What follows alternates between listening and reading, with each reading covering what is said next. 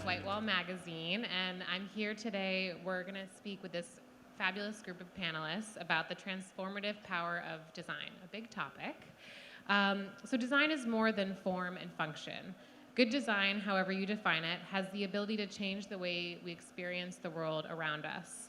The beauty in design can transform our outlook, influence our perception, and alter our reality.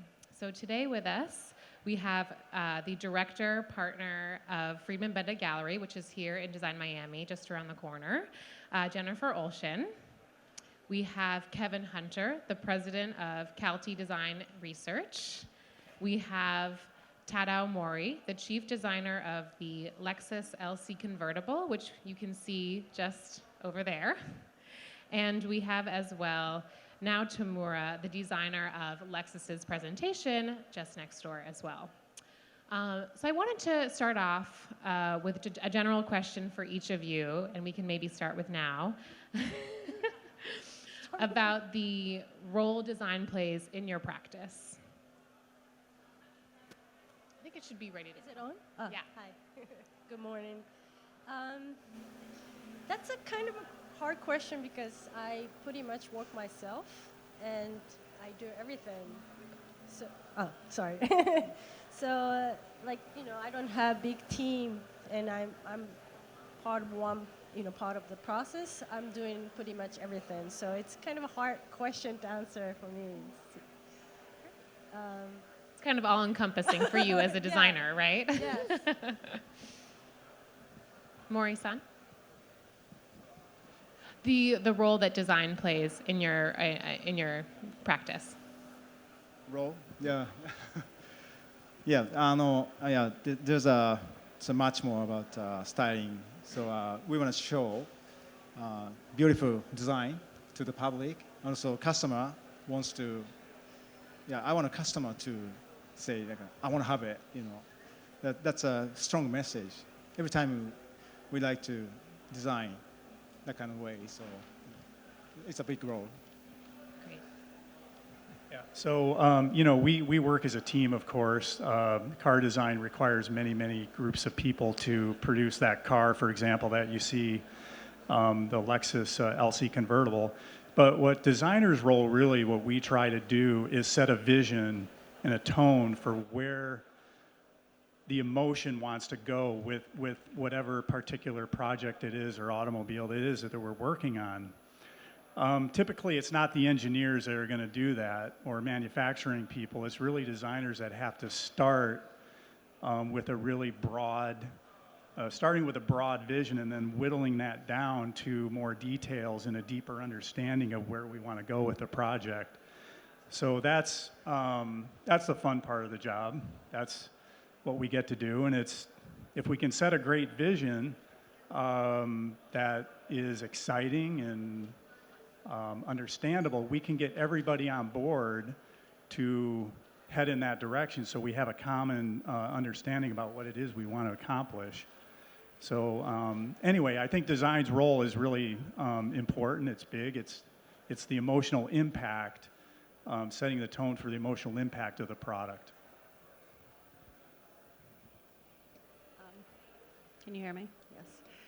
So, not being a designer, but we have a gallery with a roster of designers on that we work with. I would say that design is almost for us. Well, we have a platform for design. So, I think design is almost the byproduct of the ideas that we're trying to seek out in the world. So we kind of, in a way, when we go after a designer or when we collaborate with a designer, it's very much about the ideas. It's very much what they're saying about the world that we live in. What is relevant? What is a new material? What is a new chapter? The evolving nature of our lives as expressed through design.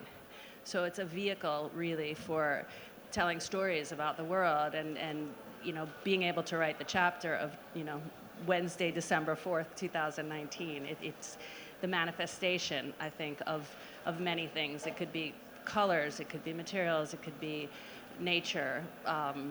It could also be function, but in a way, funnily enough, I think we consider function last.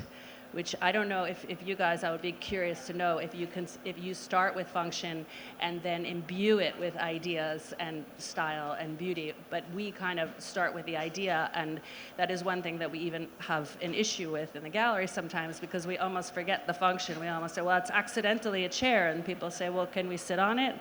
And I'm like, really? Are your Manolos comfortable? I mean, it's sort of, so that's what I would say about design and our role in it. I think that's a really interesting question. And, you know, hearing from you, you talked about ideas and experience. And that I wanted to ask you, Mori-san, specifically, because this is an idea about experiencing the convertible that you designed. But it's obviously there's engineering aspects. There is this very obvious function, but making a coupe a convertible is all about experience, not so much function. You know, still, you know, car is car. You know, we have to drive safely, but at the same time, we design always we sometimes think we should create cool design as much as possible. You know, whatever. But engineer said, you know, Mori-san, we cannot do this. We cannot do this. So that kind of a big fight is always happening. But you know, this time we as an early stage, we made a very much nice concept models. So we show to the engineers who against feasibility stuff, but they said, oh, I understand, Mori-san. I want to make this one. I like to support you, something. So it's kind of we need to convince the other people, not fighting. You know, we work together as a team to make one nice car. That's the thing.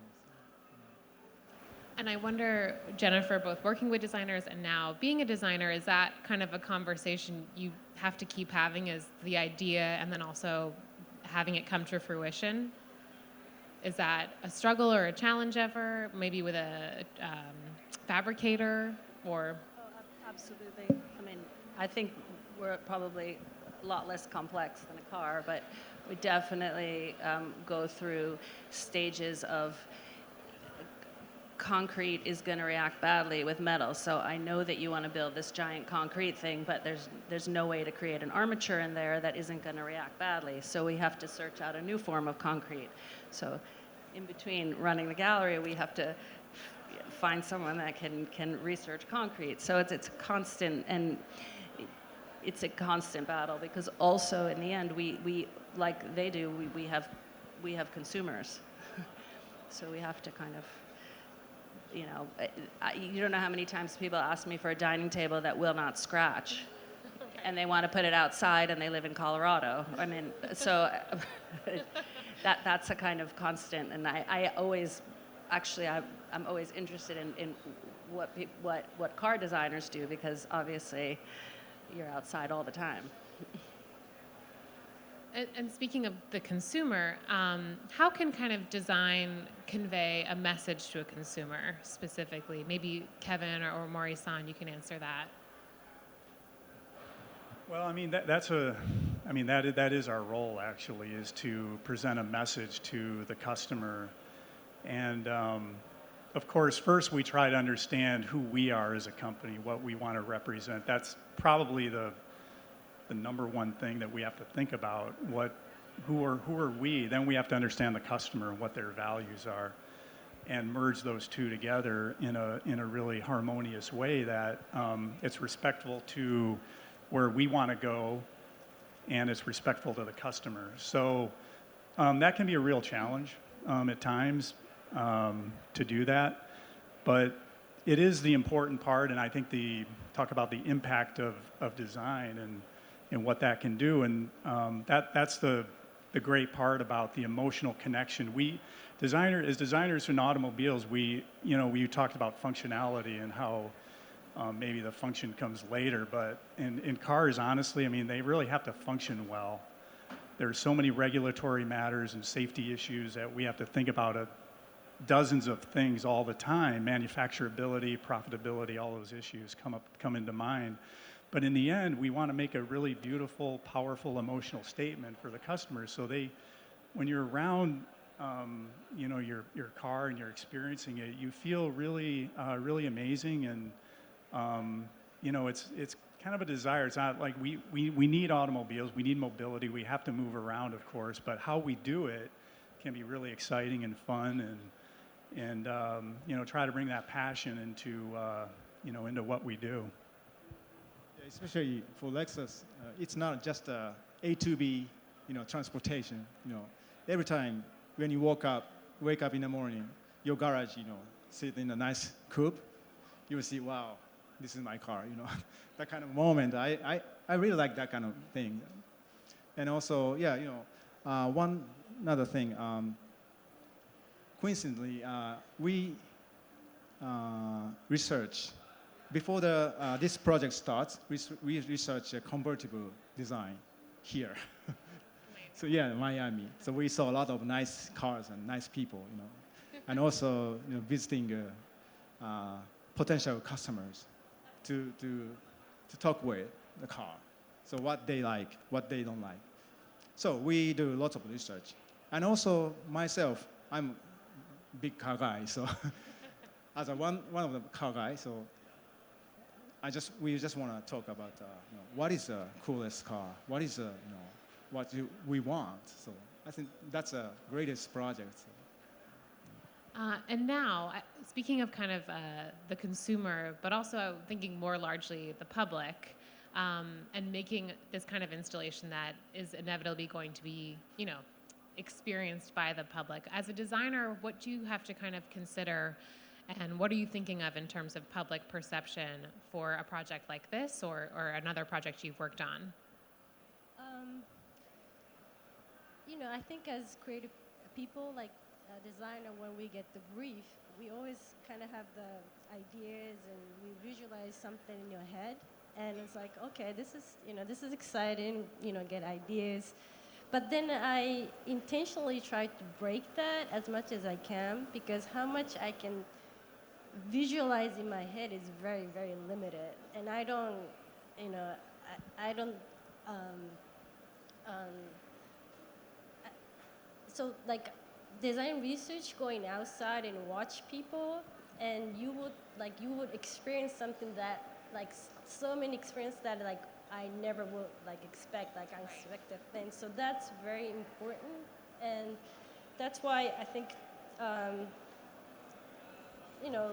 public, like people outside of my head, that kind of like you know that design process is very important for my design process. Yeah, for sure. And I've kind of heard emotion mentioned a lot so far. With design objects in your home specifically, or your car, that there's an emotional connection there. What kind of responsibility do you feel for that emotional connection people have to whether it's an object in their home, or an automobile? Anyone can can answer that. Do you want to go, Jennifer? I would say that the emotional component of a product, like a chair, a desk, even an installation, is quite different than a car, obviously. And it's something that we've had to consider more and more, especially right now, because it's something that people want, this idea of experience. In the past, a gallery didn't have to provide an experience for somebody. They just had to provide a product, and they would take it home, and then you would complete the experience somehow in a bit more creative manner. But now that figures into when designers are even working, they're already thinking about how it's going to be received. They think in multiples, they think in rooms. Things are getting larger and larger and more interactive.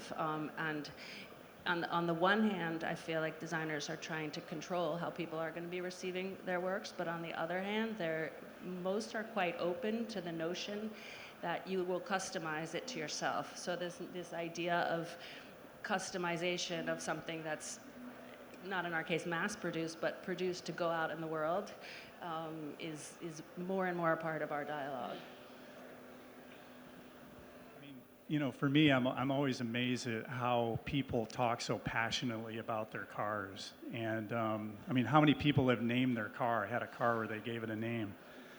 We name pets, you know, we name, you know, people. I haven't heard of anyone naming their toaster or their refrigerator or oven or anything. So that's a really special bond, I think. And there's kind of a romance there, I think, with automobiles that have built up through the years. And it's an exciting area to be in. And, you know, how we project that, how we develop that and get people excited about it, I think that really is our role and what we can bring to the table in the total process of, you know, developing a car, which is huge. It's a number of things that have to happen in concert to get working properly. But in the end, that's what's exciting for us, and bringing that artful message and that romantic message and that beautiful message and the cool message that we want to deliver, whatever it is, and it can change depending on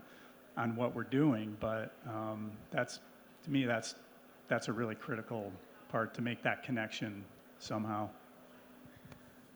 Mori-san, do you have thoughts on that, or even kind of the, yeah? Your car, yeah, Kevin, yeah, you're right. So car, you can drive outside.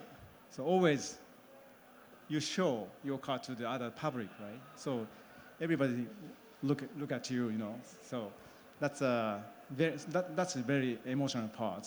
So interior parts, so furniture is a little bit different, right? Car is kind of a different presence. So. Yeah, I mean, we always talk about wearing your car. I mean, it's like wearing fashion. It says something about who you are, what you want to bring out to the world. I mean, typically most people don't share their home with the rest of the world, but you're sharing your car with everybody around you constantly. So it really, it sends a message about who you are and what your values are and what's important to you. And I don't know, I think that, you know, in many ways they're, you know, they can have very kind of humanistic qualities that we try to, you know, project onto the world. So anyway, it's fun doing it anyway. Yeah. Now, maybe specifically with this installation with Lexus or another project, how do you think of, in terms of design, the emotional or the perspective of the public or the user of the installation? I often use nature as kind of as an inspiration. That's probably something to do with me being Japanese, but nature is kind of everybody share, like everybody, it's a common thing that you can really use in the nature. That's a good tool to communicate with people in a kind of emotional level. And I think all good design has always a good balance between the function and emotion. So that balance is really important. For example, like the Lexus installation I did for right next to the space, I didn't want to make it just look beautiful, but has a function to it, and also kind of include the company's message so that people can get that through the installation. So, like for example, Lexus has like few keywords that they gave it to me when I started this project, which is based on Japanese culture and tradition. For example, we have Japanese words say omotenashi, which is Japanese approach of hospitality, and it's kind of I would say like a kind of an old-fashioned way to do it, but they want to well, maybe I shouldn't say old-fashioned, but it's a approach for the hospitality. So omote means a public face, and nashi means nothing. So that means all the service and hospitality should come from the heart, and not like just doing because somebody asked you to give the service back. So that kind of nuance and emotion that they had, I wanted to visualize it and translate into the space. So instead of having the booth as showing the car and talk about just car, instead of that, we decided to share the space to people can come and relax. You know, the art fair is a pretty chaotic place, so people want to, you know, relax, and we providing like charging station or like a little, you know, water bowl so that people can have a soothing experience. So Lexus thought through ahead before people ask. So that kind of, you know, it's a, of course you want to make something beautiful, but put a little, you know, emotion to it, and also it functions. So the function and emotion is always, I guess, the harmony is very important for design, I think. And that sort of leads me to my next question about using design to change how we, or you know, to dictate or change how we engage with something. Maybe Mori-san, you can speak to that specifically. With a convertible, obviously you're not just engaging with the road, you're engaging with the elements, nature. Can you talk a bit about thinking around that? Yeah. Now also, yeah, she pointed out a very good point. Like also, convertible is a particular vehicle to engaging inside and outside. So you will see when open top, so you will see nice sunlight and you know, Miami, you know, nice. We have today very warm weather outside, and also when you drive in dark evening, so car has different atmosphere, and so shape also changes all the time because it's lighting situation different. So nature creates lots of different kind of opportunity. So it's kind of a kind of mixture of creation, right? And Jennifer, perhaps you can speak to as well, since we're talking on the subject of nature. Are there any specific designers that Freeman Benda represents where nature is a really big point of inspiration? I know that that's, you know, probably for quite a few. I mean, many, actually, obviously. I'm trying to think of which one I should highlight, really. But actually, in a way, potentially the most interesting example of this is Joris Larman, who's also the most the person that deals with, if he gave a description of his work, he would talk about emerging technologies. He probably wouldn't mention nature as the first thing out of his mouth. However, I think what makes his work amazing is that there's a delicate balance between the organic and using emerging technologies as a tool to interpret the organic. So people, when they look at it or they read about him, they think, wow, he's like a tech artist, and it's totally not that at all. He would, if, you know, visually to look at his work, there's a softness in it also. And I think that going back to this idea of, you know, handmade versus machine, or nature versus, you know, hard-edged, other themes, you know, it kind of, I think the best work in a way that we represent is some kind of balance in between. And I would probably say Joris is up there because his work in the end, if you look into it on another level, it's about molecules, it's about growing things, it's about trying to make a light from a firefly, and there's also the magic in it. And I think that nature is very much, magic is embedded in nature everywhere. So that is the inspiration. Then to bring it to the real world, you use technology, but so it's a little bit deceptive in a way. He's not making flowers, but he's looking at them. Right. And speaking in sort of with the broader picture about the impact that design can have, now I was wondering if you could speak to any advice you'd have for an emerging designer or a young designer on how to make design that is impactful, that does reach an audience specifically, or anyone on the panel can speak to as well. I think design can impact on our life in many, many different levels. Like, it's hard to kind of aim for, let's make something impactful. That's, you can't really do that. But like something like, and I was on this project to design a tool for people who have the arthritis, people who have the pain in their finger. So for them, like very simple action like peeling the potato is a very hard thing. So we were working on the tool so that they can really easily remove the skin from the potato. Something like that, very simple thing like that could change their life, and that's, impact on their daily life. And also like, car design, or I work on a lot of mass production product design, and that could have huge impact on the earth in a bigger scale. And we, as a creative people, we always have to be responsible for the sustainability and that kind of a impact. So I think it's hard to think about too much of a bigger scale. It's, about impacts, but it could be a small thing and it could be a large thing, but we always have to be, responsible for what, we're doing, and yeah.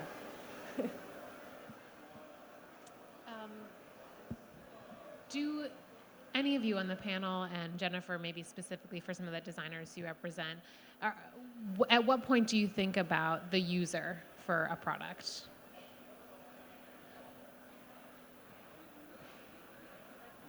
I mean, when do we start thinking? Well, I mean, we start from the very beginning, of course. So we have to identify who this car is that we're designing for, and understand what their values are. So we get into that pretty heavily. That's a tricky area too. Like, understanding people is sometimes, it can be difficult, it can be confusing. So we do any number of exercises to try to understand that. But in the end, we have to make a prediction about something related to something that we've observed or some data input that we received. But I like to think of, we try to develop a lot of what we call creative research in understanding the customer. And we really go out and talk to buyers, and we try to talk to people that we think are more on the leading edge of thought. Not necessarily mainstream, but and these can include artists. We talk to artists a lot, actually, about some of their visions and where they're heading, to try to get capture an essence of where society's going and people are heading as well, and the psychology of thinking about design and what their life is. So anyway, yeah, it starts from the very beginning with us. We have to first fully understand the customer. And a question for all of you, I'll ask now, and then we can open up to the audience, as I'm sure they have a lot of questions. What role does beauty play in design? It's a big one.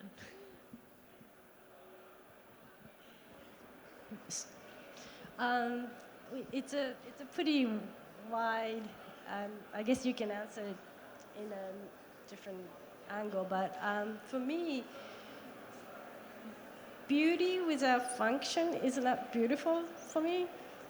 Does that make sense? Like, for example, like car, if that doesn't drive, even it look beautiful, to me it's not beautiful. So, like I think I kind of mentioned that earlier, that balance between the function and emotion, which is, I guess you could call it beauty, is the key. So, what do you think? That's a tough one, I know. Yes. Yeah, always, it depends on the person, right? Somebody likes this, and somebody doesn't like this, or something. So when we always think about my car industry, car design, functionality is one of the important thing. But sometimes we hide, functionality. Sometimes too much functionality means it doesn't look good.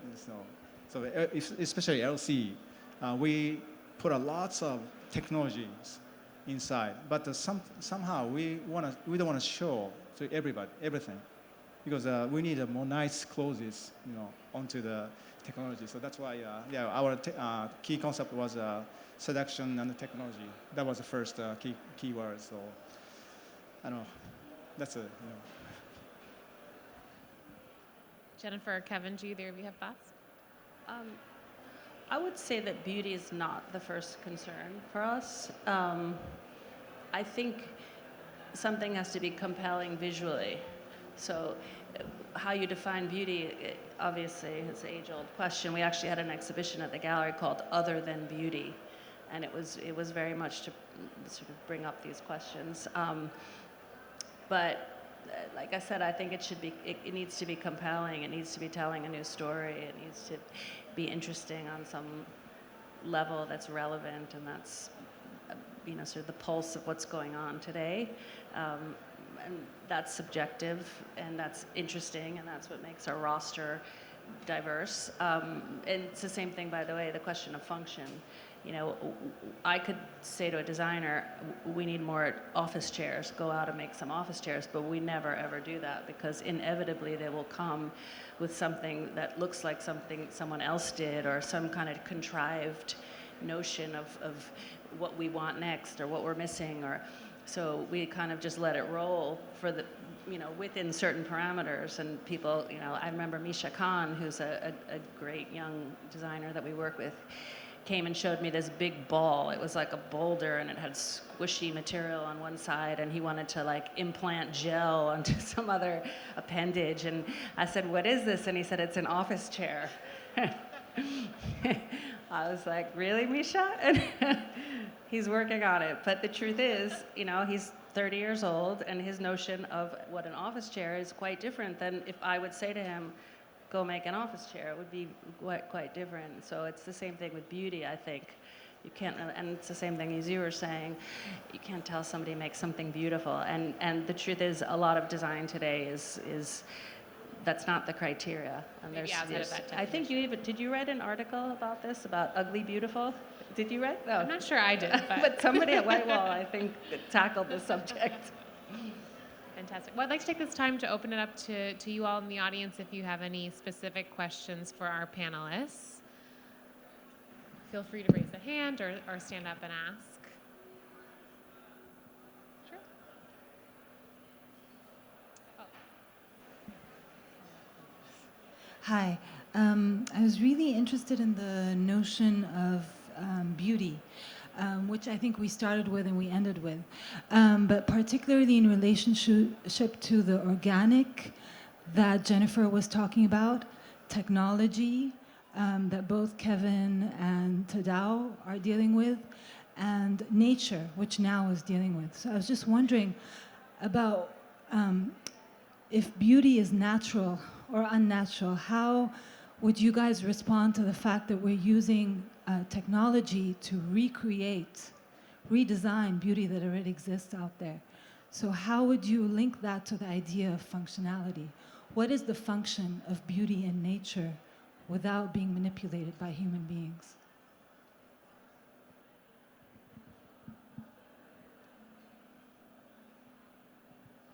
Yeah, that's a big subject.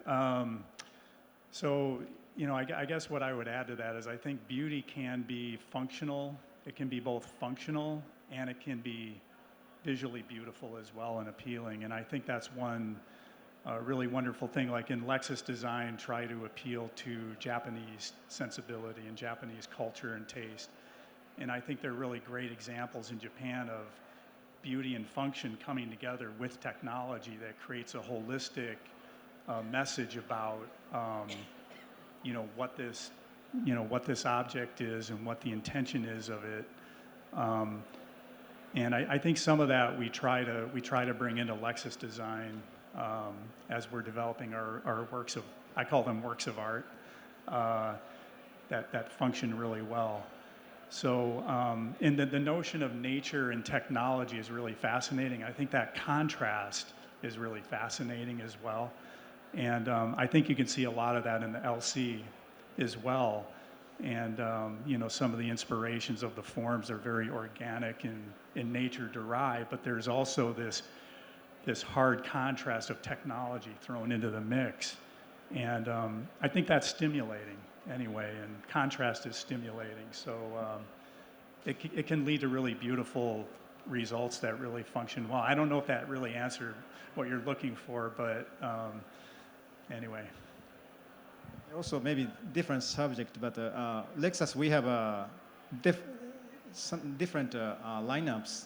So we have a LC coupe. Coupe should have very much nice floor kind of style, but at the same time we have a LX. Maybe you will see outside. We have a shadow vehicle, so that's very massive. Very much boxy, very powerful. It has strong beauty. Also, there are some differences, but still, Lexus, we have common design languages. You will see strong spindle grille in front, and headlights and DRL, daytime running light or something. So that's a kind of key elements. But by category, there are slightly different sense of beauty. The coupe has one, and the SUV has one, and big truck has one. I don't know. So. That touches upon too what you were discussing with Joris Slarman specifically, is that he wouldn't maybe describe nature as the beginning of where he is, but using technology to create. I don't think that, I mean, there are, as we know, many people out there trying to grow things that nature grows already, maybe differently, maybe in a hybrid way. That's sort of, that aside, design for the sake of design. I don't think that the designer, at least the designers that I work with, or anything that I've heard today, are trying to redo that patch of grass out there. I think they're using that patch of grass as inspiration for something, and maybe it's just the magic of the fact that there's a patch of grass that you can add things to, or you can roll around, or the feeling of it. So I think it's much more abstract. Sometimes people say, "Oh, Joris Slarman, he's a genius, he's a scientist," and I'm always like, "No, he's not. He collaborates with scientists. He's not trying to do their job. He's trying to pull from them inspiration about the world and turn it into his own language, because in the end, it is his language." And going back to this idea of beauty, is that I sort of, everything that he does, because we're using him as an example, has a long history of experimentation, whether it's materials, whether it's modeling, all different kinds of experimentations and layers of prototypes, like you guys are all familiar with. And I think that in the end, you just look at it and it actually is a beautiful object, and you can't really describe why. That's what makes him a good designer, I think. Do we have any? Yes, go ahead. Wait a second, we're going to bring you the mic. Thank you. What's the story behind the Lexus LC? I want to know more, like way back, like where did it come from and all that? Yeah, LC, Kevin and I, we work together. So Kevin, first stage, Kevin is always doing handling concept, kind of futuristic vehicles. So maybe you can. Yeah, so there's a really great story behind the LC, and the origination of LC was a concept car that was created around I don't know, quite a while ago, 6-7 years ago, I guess now, and the main point was really to make a beautiful coupe, and that was really the mission that we had, and what we received from Lexus Design was make a beautiful coupe. Right. So we tried to do that in an innovative way and try to meet Lexus principles of, leading edge, but also, again, bring nature into the mix and bring something natural into the mix. And the inspiration for the forms was really derived from a plant, this beautiful twisting plant that designers discovered, and took and manipulated those forms based on that plant. It created these wonderful twisting shapes. And anyway, again, talking about the combination of nature and technology, I think the interior is another really great example of these beautiful sweeping lines and forms. And then, there are these harsh, sort of planular surfaces that come into play that house technology and interface, and that combination, I think, is really beautiful and interesting. Right. So anyway, you actually, Tad had the really tough job of, trying to get this into production, which dimensionally it's totally different than the concept car. the production car is completely different. And That's right. Yeah. working with engineers to achieve all them, that was a yeah. huge challenge that That's right. you had to undertake. So yeah, back then they made a very nice concept car, but back then we didn't have any plan to produce a car, just showing our direction to the public. Lexus design will be like this, kind of message. But we have great feedback from everybody. So our top management made decision. Okay, let's do it. Let's make it. So, you know, the great thing about LC was it was also designed to be sort of a launching point for the brand again, to reinvigorate the brand with excitement and passion. So that was, again, what our goal was, is to bring that back to Lexus design and do that. And as Tad said, I mean, dimensionally, it was a pretty big car, actually. We had no idea how to build it at the time. There was no platform for it. There were no components designed. It was simply a statement. It was a vision about where to go with Lexus. And then because the reaction was so great at its unveiling at Detroit, at the Detroit Auto Show, then Lexus decided to pursue it and turn it into reality. Yeah, for example, sorry. Yeah, you know, so Kevin mentioned some dimensions, very wide and very low. So honestly, as a fact, Lexus, we didn't have any factory to make it. So that's why factory side work hard to fit that car. So that's LC's unique line, just one line, almost like almost handmade. So Toyota, Lexus, you know, mostly we have mass production, but this is very different. One by one, factory, handmade, craftsmanship, lots of craftsmanship. So that's a great story, yeah. I mean, you know, I remember the early phase of development of LC, right? And remember the cowl was so high, Right. and the fenders were too high, and it wasn't really capturing the spirit and the emotion of the concept car. So, you know, designers said, hey, this is not going to work. So engineers really worked hard Right. to We get have a big the engine down, the cowl down, all those points 5-liter down. motor in front. So first stage, yeah, it was horrible. Nothing to fit our design. So engineer think about how to make lower engine hood, and the suspension should be smaller, lower, something. So there are lots of, you know, conversation. But it's a great example of vision. If designers can set a strong vision and you get everybody excited about it in the organization, from engineers to marketing to sales, it can happen. You can do it. I think LC is a really great example of starting from nothing to create, I think, really a beautiful car that took, you know, thousands of people to create and work out, working together. Visualization is very important. Not only just a paper, numbers doesn't work. Hi. My question was for now. I was wondering, what were you thinking when you created the space for the car? Is it just like a projection of the car with the colors? And I also saw you guys have an Instagram filter for the show. The Instagram filter is made by the Lexus team, so we didn't create that one, but the Lexus team did it pretty great job. I can't hear you. Okay, sorry. So you asking the inspiration About for the this, inspiration? yeah, about space and space.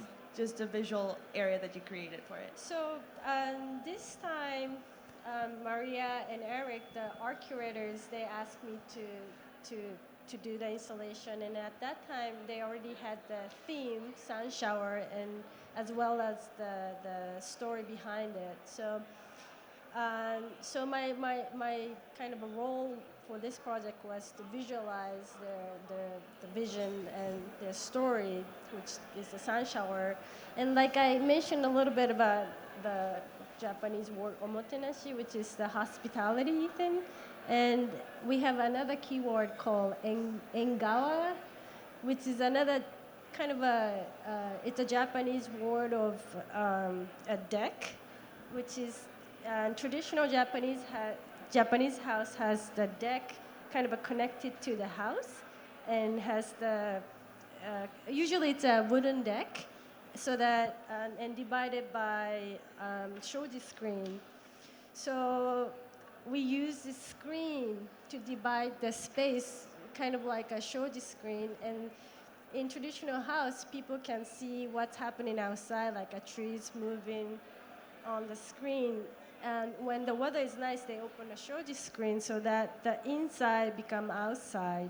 And it's almost like he mentioned, bringing outside inside. So that kind of experience, and also Engawa deck. In a traditional house, people like neighbors or friends will stop by without taking shoes off, and they will sit at the engawa, and they serve tea, and it become a place together. So engawa kind of connects people and connect with the nature. So that kind of experience that we wanted to show in the booth. And that bringing outside inside kind of applied to the car, the convertible idea. You're in the car, open it, and you experience the outside. So that kind of a abstract connection, but yeah, that kind of connects to. Hopefully, people feel that in the picture. Absolutely. So I think that's time for us. I want to thank the panelists for joining me this morning, and for all of you for joining us as well. Thank you so much. And I know we have another talk just after this at noon if you want to stick around. Thank you so much. Thank you.